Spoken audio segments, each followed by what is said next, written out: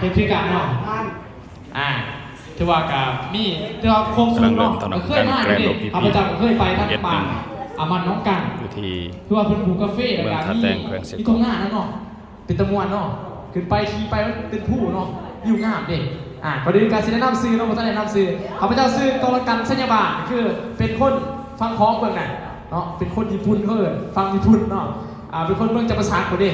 อยู่ไกลเนาะปัจจุบันเองมาเฮ็ดเวียกนำบริษัทนั่นเกิดมาบริษัทอย่างนี้พาสโกลาเนาะเคยได้ยินใช่เนาะบางคนก็บ่เคยได้ยินเนาะคือเป็นบริษัทตัวแทนปุ๋ยเก่าเกษตรนาโนหรือว่าน้ำเข่าปุ๋ยเก่าเกษตรนาโนเป็นร้านเลยเนาะคือมื้อนี้เขาจะมา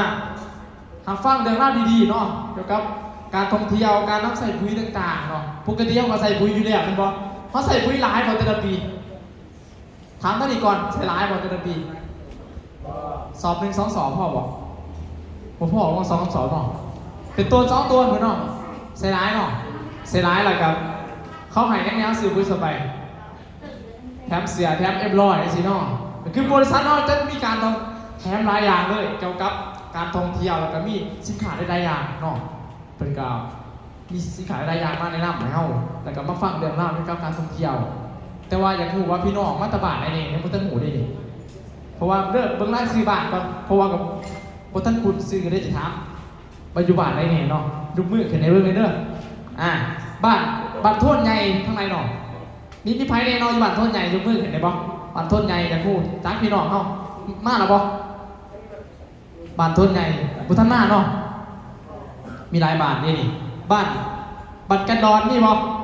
บ้านกันดอนโอ้มาหลายนี่1 2 3 5 6 7หลายคนที่เนาะแล้วก็มีบ้านเนี่ยบ้านจุนหุ่งเหนือแม่นบ่จุนหุ่งเหนือนี่บ่บ่ทันมาเนาะไกลบ่น่าจะไกลเนาะไกลก็บ่เป็นอุปสรรคมันแต่ว่าช่วงนี้น้ำมันแพงเด้บางทีก็หาน้ำมันบ่ทันได้เนาะไม่ได้มาซ่าเด้เพราะว่าน้ำมันแพงในช่วงนี้แล้วก็มีบ้านตะกำใหญ่นี่บ่โอ้หลายเนาะ6-7 คนคนนี้โอ้หลายเติบเจอเนาะหลายเพราะว่าตามเบิ่งตามรายซื้อบ้านหลายบ้านเลยแต่ว่ายังบ่ทันมาเนาะบ้านที่เฮาอยู่นี่เป็นบ้านถึงกับทาแตงเลยเนาะแม่นบ่มีบ่คนกับทาแตงมาเนาะมีบ่บ้านทาแตงบ่ได้มาเนาะถือว่าการวันนี้ก็เป็นงานเป็นงานเปิดตลาดปุ๋ย S1 ของทีมเพชรแก้วประเสริฐก็คือทางนางบุญวิกับสว่างเพิ่นก็เป็นเจ้าภาพเนาะที่ว่าให้เกียรติพี่น้องเฮาได้มาฟังเป็นเรื่องราวดีๆเนี่ยเพราะว่ามื้อนี้เฮาก็จะมาฟังเรื่องราวเกี่ยวกับปุ๋ยเกี่ยวกับผลิตภัณฑ์หลายอย่างแล้วก็เกี่ยวกับสมุนไพรเนาะเพิ่นมีทางวิชาการเพิ่นจะมาแนะนำแล้วก็บอกสู่ฟังเกี่ยวกับเรื่องราวต่างๆเนาะที่ว่างานเฮาก็ที่ว่าสิเริ่มด้วยเนาะเพื่อว่าผู้ใดมาทางกันเพราะว่าเรื่องราวเฮาสิ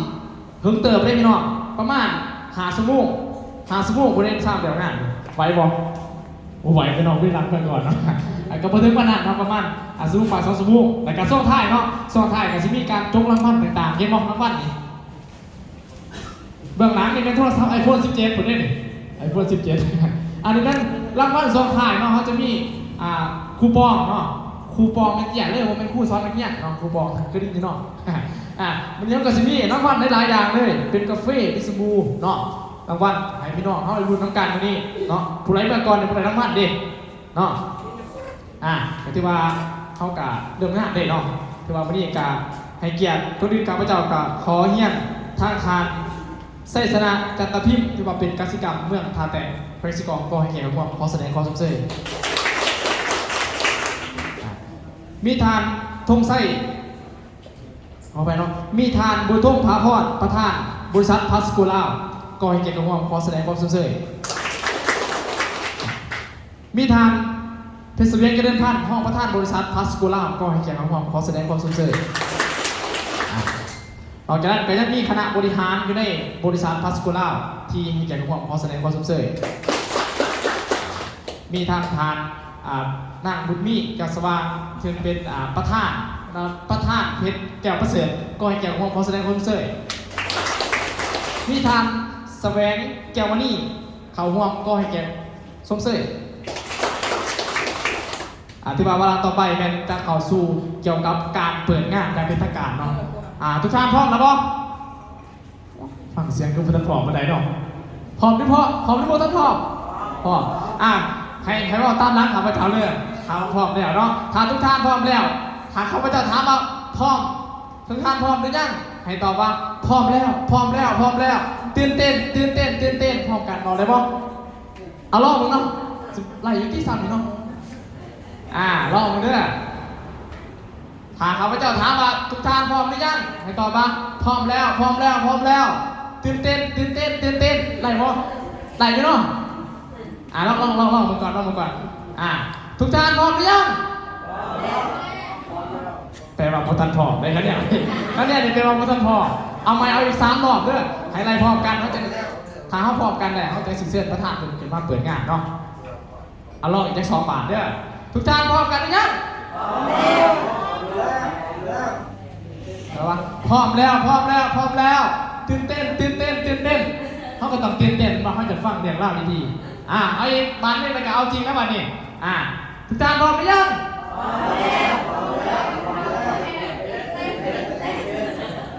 เอาอีกเรื่องวันนี้เด้อเพื่อเป็นการเข้าสู่วาระการเปิดงานเนาะทุกท่านพร้อมหรือยังโอเคถ้าพร้อมแล้วขอเสียงตบมือดังๆต้อนรับท่านผู้ชมพาบอนพระท่านผู้จัดฟัสโกลาคือว่าเขาขอสู่การเปิดงานการพิธีการเนาะมีข้อมูลในหลายช่วงท้ายเนาะจะมีวิชาการโดยเฉพาะเกี่ยวกับขอเสียงตบมือให้ท่านประธานอีกครั้งหนึ่งเนาะ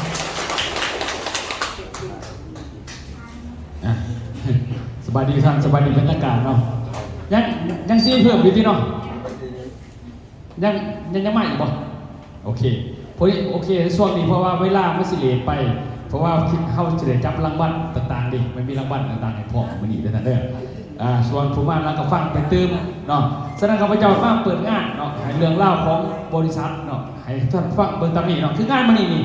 ป่าไม้รักคือกันให้ทุกท่านฮู้เรื่องเล่าของปุ๋ยที่จริงเขาก็เปิดตลาดมาหลายเทื่อแล้วได้อยู่ดีเนาะทีมงานก็ลงพื้นที่ก็มีแล้วว่าซั่นแต่ว่าแต่ละต่อไปก็สิจัดอยู่นี่เป็นประจำเพื่อว่าเกินว่าเอาลูกค้าเก่ามาเจอลูกค้าใหม่แล้วก็มีรางวัลให้ประมาณนี้มีกิจกรรมเพราะว่าส่วนร้ายเนี่ยบริษัทขายปุ๋ยนี่ที่มีหางเสียงก็คือขายแล้วนี้เลยแม่นหรือบ่แม่นปลายส่วนว่าเห็นขายแต่ขายบ่มาจะคืออยู่สินะเฮานี่จะมาเรื่อยๆประมาณนะเขามาแก้ไขปัญหาตรงนี้เนาะฉะนั้นมื้อนี้นี่ก็คือว่าให้เบิ่งเรื่องราวของบริษัทก่อนนะบริษัทชื่อบริษัท Plascola เด้อชื่อบริษัทน่ะ Plascola เป็นบริษัทขายย่อยขายส่งและขายตรงขายย่อยแม้กระว่าขายย่อยก็คือเวลาเขาซื้อปุ๋ยนี่นะซื้อกระสอบนึงจะเป็นราคานึงเนาะซื้อเป็นต้นกับราคาลดลงสินะซื้อเป็นรถ10 ล้อกับมีของแถมนะครับราคาลดลงซื้อเป็นรถพ่วงกับมีของแถมราคาลดลงแล้วแต่เนาะถ้าเป็นพ่อค้าแม่ค้าเขาถือเป็นพวกคนแหละไปเพื่อไปขายแต่ถามว่าเป็นในบ้านเท่าเนี่ยออกใช้กันก็แล้วแต่ผู้ที่ซื้อตันนึงผู้ที่ซื้อ10 กระสอบหลายคนร่วมกันเป็น10 หลอดเป็นพวกใช้ก็ได้ราคาต่ำลงสินะแล้วแต่เท่าเนาะแล้วก็มีแถมเที่ยวผอมเยอะมีเที่ยวภายในต่างประเทศภายในกับมีเที่ยวโลกพบ้างสินะเดี๋ยววันนี้ท่านจะเข้าใจ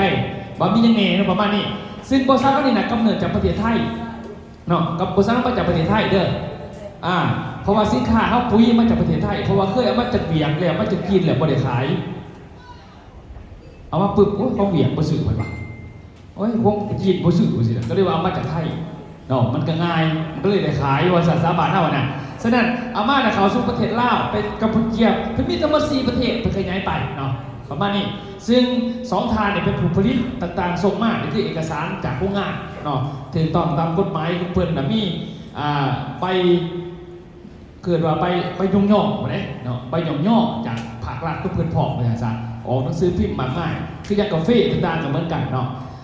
แต่ว่าสูตรปุ๋ยเขานี่กับปุ๋ยตลาดบ่คือกันเด้อสูตรปุ๋ยเขานี่เป็นจะได้เนาะสูตรปุ๋ยเขากับตลาดต่างกันเพราะว่าในตลาดโซดาสูตรมันจะมีแต่3 ถาดนะแต่ของเขามีทั้งหมดอยู่17 ถาดเคมีเนาะโดยเอาลักๆก็คือเขาเบิ่งขังกระสอบมันมีอยู่ในตัวนี้นี่มันมีนี่ด้วยนะเด้อมันมีด้วยขากระสอบปั่นนะนี่มองมุดนี่อันนี้เป็นสูตรปุ๋ยเนาะมันจะบริเคียนตะขางเพราะว่าคัดเคียนตะขางปุ๋ยเคมี3 ถาดต่างกันซะแต่ว่าของเขานี่ พัฒนาสูตรอยู่ตลอดเลยแก้สูตรเพื่อให้ตรงกับกาแฟ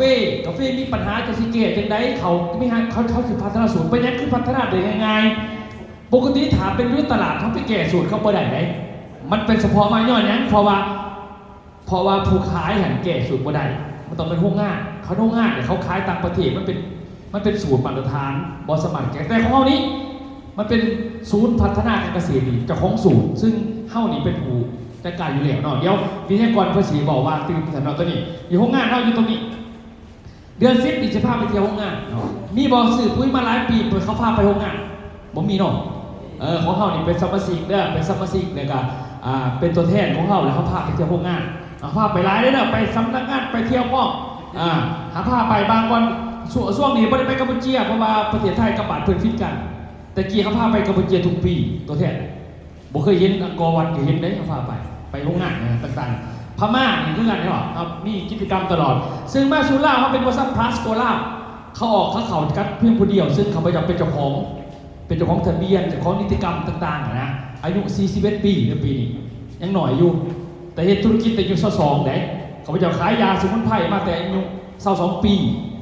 มาขายปุ๋ยตอนปี2016ปุ๋ย10 ปีนะแสดงว่านี่สิบอกฟังหลายอย่างเนาะนี่คือสำนักงานอยู่ที่ปักเซ่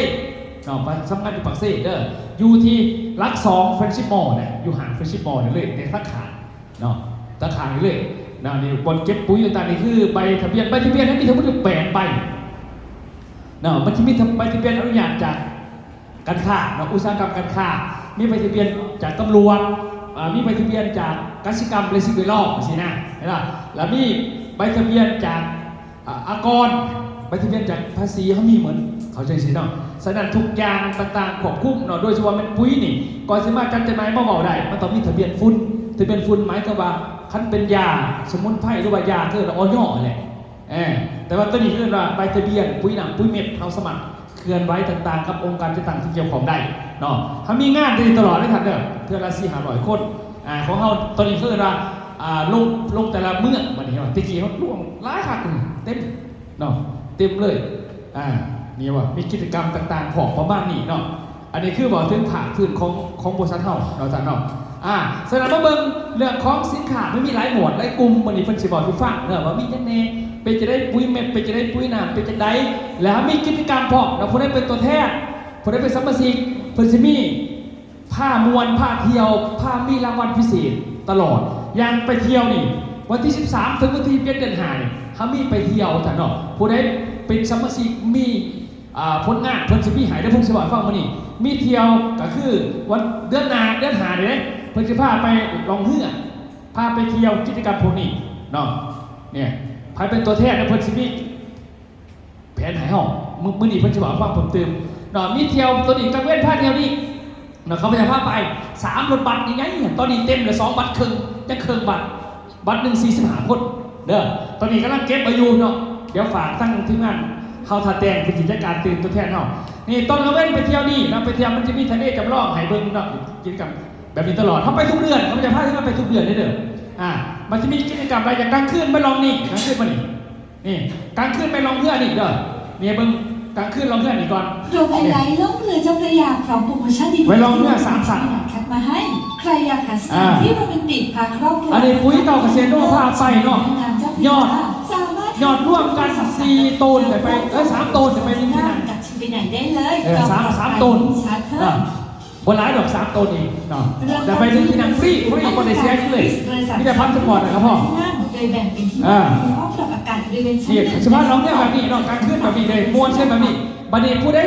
เขามี15 ตันเขาได้ไปหาคนฟรีอยู่เลยส่วนนั้นเขาซื้อกันพวกนึงนี่มี30 ตันแถมไม่พอเนาะมีแถมมาอีกแต่ว่าเขาแสงไป10 คนฟรีเลยใช่ไหมเขาส่งปุ๋ยเป็นพวกเนาะผู้ว่านี่ก็มา2 พวกมาเจอเสียเนี่ยเขาเก็บโบเทียวตัวนี้แล้วกันเนาะนี่แหละม้วนเช่นแบบนี้15 ไปขึ้นนี่เลยไปถ่ายรูปอยู่สิงสาใหญ่ที่สุดของกรุงเทพมหานครถ่ายมุมเมืองกรุงเทพก่อนไม่หรอเนี่ยไปถ่าย6 แต่ละจุดบัดนี้ผ้านอนกรุงเทพ1 คืนตื่นมาจากกรุงเทพแล้วสินะเข้ากับผ้าท่านไปเที่ยวทะเลกิ่งบัดนี้ทะเลกิ่งตีอยู่ไสอยู่ที่จันทบุรีในเมืองเด้ออันนี้เดินทางวันที่13 เดือนหน้าเดือน4 เดือนหน้านี่ไปตัวนี้นี่แหละใหญ่ๆโตแบบนี้เลยท่าน แล้วพาไปทะเลจันทบุรีเป็นทะเลงามแล้วเฮากับเมารีสอร์ทอยู่นี่เขานอนอยู่นี่แล้วเล่นน้ำอยู่นี่มีเรือบานานาโบ๊ทมีต่างๆให้เฮาลินนี่มีน้ำจืดมีน้ำเข้มให้เฮาไปแล้วก็ตอนกลางคืนของมื้อตัวนี้เป็นเฮาสิพาไปห่วมงานคอนเสิร์ตของบริษัทเนาะเขาจ้างวงใหญ่ๆแดนเซอร์ของลำใหญ่ไฮทองคำมาดิที่เขาใส่แต่สลิปเด็ดแดกกันแล้วมีคนหอมอยู่พันคนเขาใส่ปุ๋ยเฮาดีแหละกับสวนกาแฟต่างๆโอ้ยบอแมนสวนทุเรียนประเทศไทยใส่ทุเรียนหลายของจันทบุรีดินี่นะนี่เลยที่งานทำเมมเบอร์นี่พาไปเที่ยวเมมเบอร์นี่เทอละ3 บาท 4 บาทที่เสีย5 พากันไปแค่ว่าอันนี้เป็นตอนกลับมาวันนี้หลังจากนอนกลางคืนอยู่ทะเลจันทบุรีนอนริมทะเลเลยแต่วันอยู่ในรีสอร์ทบริปูสารนอน แล้วก็ตื่นมาฮะกันผ้าเที่ยวมาเห็นบุญกับเห็นบุญกับสินะอันนี้แม่นปิดโปรนี่แม่นวันที่30 เดือน 4คือถ่ายเดือนนี้เป็นปิดแต่ช่วงนี้เก็บเลยเนาะเก็บเลยตอนนี้ยังได้เพิ่มมีประมาณหาคนแม่นเต็มโปรนะพอเข้าไปเทอละ3 บาทไปกรุงเทพมันยากเลยมันบินยากบนจอดรถเขาจะพาไปเทอละ100 ป้าย100 กว่าคนต่อครั้งหนึ่งนะนี่ไปนี่บัดนี้ถามผู้ใดว่าท่านตอนนี้อยากไปหลวงพระบางนั่งก็ได้หลวงพระบางเนี่ยเป็น4 ต้นส่วนแรกพวงหนึ่งก็หายไป10 พวงหนึ่งได้6 คน 7 คนพวงหนึ่งหายไปพี่นะหลวงพระบางนี่แม่เขาเดินทางเนาะไปขี่รถไฟล่าไปนะเขาไปปึ๊บไปมวนนี่ได้ต่างๆมีหมดเลยขี่รถจากปากเซ่ไปหอดเวียงจันทร์จากเวียงจันทร์ไปหลวงพระบางนะบริษัทดูแลทั้งหมดเลยมวนซื้อดูกับดีพาไปขี่สานพาไปขี่สานพาไปไหวพระดังๆเนาะพาไปเขาพระราชบังเก่าไปเห็นบุญหลวงพระบางสินะไปบัดนี้และมือสุดท้ายตอนก่อนกลับลงบางจะพาไปขี่รถอีไบค์นี่ทัวร์เมืองลงบางขี่ไล่กันไปรถจักรไหนไปรถจักรแต่ว่ามันมี3,000 คันจอดผู้ใช้ก็ได้เขาก็เปลี่ยนคันใหม่ลื่นตัวนี้สิพาไปลองแล้วก็หลังจากออกมาจากโรงพยาบาลปุ๊บสิพาไปเที่ยวนครหลวงเวียงจันทร์เนาะไปวัดเชียงขวนออกจากวัดเชียงขวนครับกับไปตอกกาบจะไปซื้อเมืองออกจากกับไปซื้อเมืองไปทางประตูไส้เป็นถัดหลวงแล้วกินข้าวเที่ยงแล้วก็สิพาไปหอวัฒนธรรมเนี่ยหอศิลปะเนาะฟรีหมดเลยเด้อเขาจะว่าฟรีหมดเหมือนบริษัทกับจะพาไปเนาะนี่ตรงนี้เราไปเบิ่งพระหลายร้อยปีอยู่ตรงนี้แล้วไปเที่ยวห่างหลังจากจะกลับสู่ปักเซ่ก่อนกลับสู่ปักเซ่ก็จะพาไปขอพรอยู่วัดถ้ำใจแขวงสวรรณเขตเห็นหรอมวนได้ทันเด้ออันนี้ของพวกของพาสโกเฮาบัดนี้งานวันที่11เด้อมื้ออื่นมื้อนี้ผู้ใดเป็นสมาชิกแล้วเนาะอยากไปร่วมงานประสานกับจันบุญมีจันทนั่นได้เลยว่าไปแบบไหนจะได้เองอันนี้แม่นทำมีกิจกรรมมัดแขนสงกรานต์อยู่บริษัทเด้อมีวงดนตรีเฮาลงเสกมวนน้ำกันมีจับรางวัลมีมวนมีเมามีมึนไหนมีรางวัลพอในความสามัคคีในความหักเขาจะมีเสือให้เนาะมีเสือให้นุ่งคือกันเนาะมันมีเสือให้ฟรีเนาะยูนิซูสินค้ามันมีให้ตัวนี้เดี๋ยวรายละเอียดเดี๋ยวไม่มีกับอาจารย์ท่านจะจัดการให้ไปได้เลยเนาะอันนี้บอกเรื่องเล่าของตัวนี้เนาะแล้วก็มีสินค้ามากมายต่างๆมานี่ทุกท่านจะได้ฟังเรื่องเล่าของสินค้าพวกนี้แหละเนาะทั้งปุ๋ยแล้วก็ทั้งเรื่องของกาแฟต่างๆพร้อมเนาะพร้อมหรือยังพร้อม3-5 คนแล้วตอนนี้เอาไหมพร้อมหรือยังโอเคงั้นพร้อมแล้วครับพระเจ้ากับเขาเปิดงานมานี่เป็นทางการนะครับเนาะ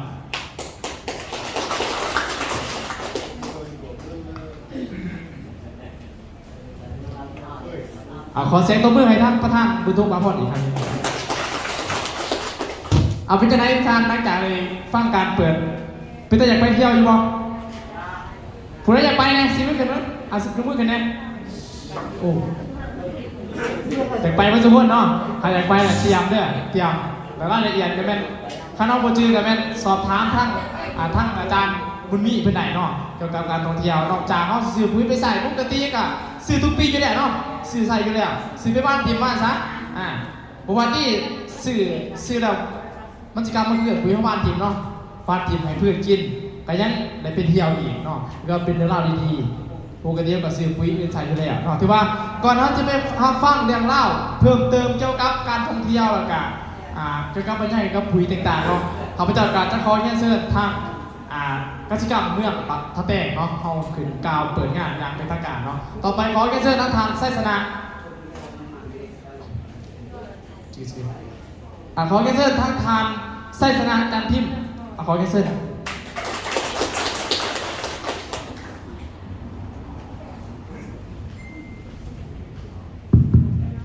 ครับสบายดีเนาะทุกท่านเคยเห็นหมด